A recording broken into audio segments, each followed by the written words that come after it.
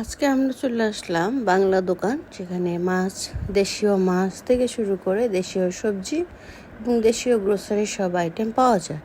এটা হচ্ছে আমার বাসার থেকে প্রায় 5-7 মিনিট লাগে যেতে, মনে হয় 5-7 মিনিটই। এটা হচ্ছে পাবদা মাছ, আর হচ্ছে এখানে ইলিশ মাছ আছে, ইলিশ মাছও নিছি। তারপরে আর এখানে দেশীয় যত মাছ পাওয়া যায়, সেখানে যে মালয়েশিয়াতে তো কুয়ালালামপুরের সাইডে সবই পাওয়া যায়, কিন্তু আমরা যেই সাইডটাতে থাকি এটা হচ্ছে সজানাপুত্রা।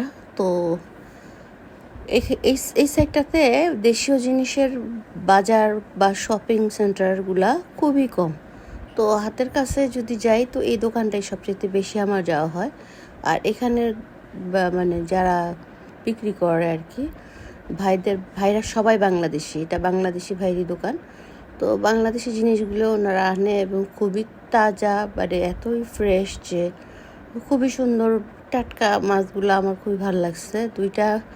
দুইটা মাছ অবশ্য নিছি, দুইটা বাটা মাছ নিছি দুইটা, কারণ বেশি মাছ আনলে আমাদের বাসায় খাওয়া হয় না। বেসিক্যালি আমি একটু কমই খাই। আর তারপর এটা নিয়েছিলাম হচ্ছে ইলিশ মাছ, আর ইলিশ মাছটাও সবসময় আমি এখান থেকেই নিই। আর রাতের বাজার যেটা আর কি, সেখানেও হয় কিন্তু মাছ বসে, তবে দেশীয় মাছটা খুবই বিরল।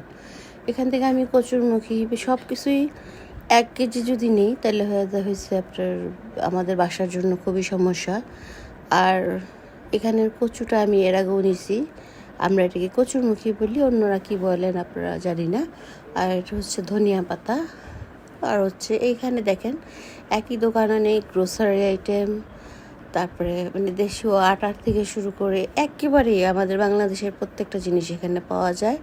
ইভেন ইকোর জিনিসপত্র কিন্তু এই দোকানটাতে পাওয়া যায়। তো এখানে গ্রোসারি সবগুলা আইটেমগুলা খুবই ভালো। আমি এখান থেকে সবসময় চানাচুর, মুড়ি সবই নিই। আর এখান থেকে নিহানি সবচেয়ে পছন্দ করে চানাচুর। এর আগের বার যখন আসলাম তখন চানাচুরটা নিলাম। আর এবারটায় দেখতেছে নিহা কি নেওয়া যায়। তো দেখতে দেখতেই নিহার পছন্দ হলো মনে হয় সম্ভবত। এখান থেকে নিহা নিল আমের আচার। হ্যাঁ, আমের আচার। এটা কিন্তু বাংলাদেশ থেকে আনা। তো এখানে দেখেন সবজিগুলোও কিন্তু একদম দেশীয় টাটকা সবজি। ভাইয়েরা সবগুলো এখান থেকে আনা, কাছের ভিতর থেকেই আনে, এবং আমরা সবসময় এই কাছের বাজারটাতেই আসি।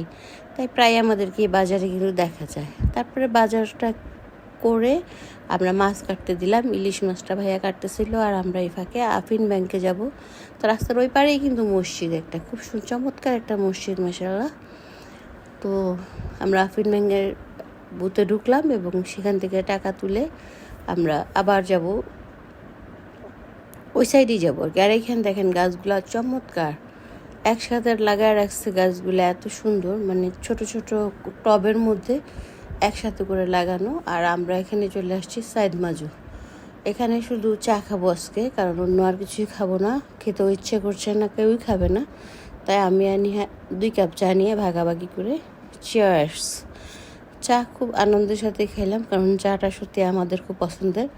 আর চা না হলে আমাদের যেমন দিন চলে না, তেমনই আর কি।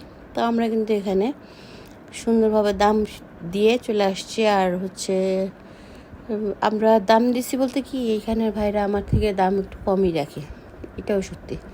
তো এখানের ভাইদের ব্যবহার যেমন খুব ভালো, দেশের বাইরে এসে যখন নিজেদের দেশের মানুষ পায়, সেই ব্যাপারটা খুবই ভালো, খুবই আনন্দের। এটা যারা দেশের বাইরে যায় তারা বুঝতে পারে। আর এখানে মোবাইলের দোকান পাশেই, খুব কাছেই একটা মোবাইলের কেস আর কি, মোবাইল ব্যাক কভার, এছাড়া আছে হেডফোন, চার্জার সবই। আমি এখান থেকে একটা হেডফোন কেনার জন্য আসছি আসলে।